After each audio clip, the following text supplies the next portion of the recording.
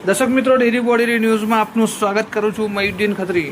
દર્શક મિત્રો, સુસ્કલ ગામ પાસે બોલેરો ગાડીનું અકસ્માત થયાની ઘટના સામે આવી છે, જેમાં એક નિર્દોષ બાળકીનું મોત થયું છે. છોટાઉદેપુર જિલ્લાના પાવીજેતપુર તાલુકાના સુસ્કાલ ગામ પાસે ગઈકાલે રાત્રે 10 વાગ્યાના અરસામાં એક 4 વ્હીલ ગાડી દુર્ઘટનાગ્રસ્ત થઈ હતી. એક 4 વ્હીલ ગાડીનો અકસ્માત થતાં એક નિર્દોષ બાળકીનું સારવાર દરમિયાન મોત થયું છે. દુર્ઘટનાગ્રસ્ત વાહનની તપાસ દરમિયાન ગાડીમાંથી મોટા પ્રમાણમાં વિદેશી દારૂનો જથ્થો મળી આવ્યો હતો, જેને લઈને સમગ્ર પંથકમાં ભારે ચકચાર થયો હતો.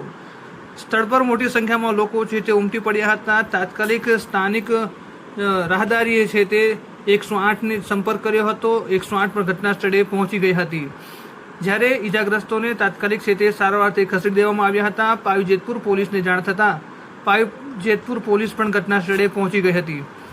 સમગ્ર ઘટનાને લઈને વાત કરીશું તો જ્યારે જિલ્લામાં પોલીસ તંત્ર દ્વારા દારૂના જથ્થા વિરુદ્ધ સતત ચેકિંગ અભિયાન ચાલી રહ્યું છે, તેમ છતાં પણ દારૂ ભરેલી આ ગાડી કઈ રીતે આ વિસ્તારમાં આવી તે પણ એક ચર્ચાનો વિષય છે. ખાસ કરીને તમે જોઈ શકો છો કે દારૂનો જથ્થો છે તે સંતાડીને લઈ જવામાં આવી રહ્યો હતો અને આ ગાડીનો અકસ્માત થતાં સમગ્ર પંથકમાં ભારે ચકચાર મચી ગઈ હતી.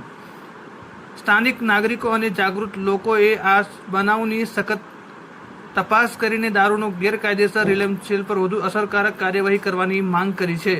ખાસ કરીને જે પ્રકારે તમે દ્રશ્યો જોઈ શકો છો કે અકસ્માત થયા બાદ આ જે બોલેરો ગાડી છે તે પલટી વાગી ગઈ હતી અને તપાસ કરતાં તેમાંથી ચોરખાનું બનાવીને લઈ જવાયો હતો વિદેશી દારૂ, તેવું પણ સામે આવ્યું હતું.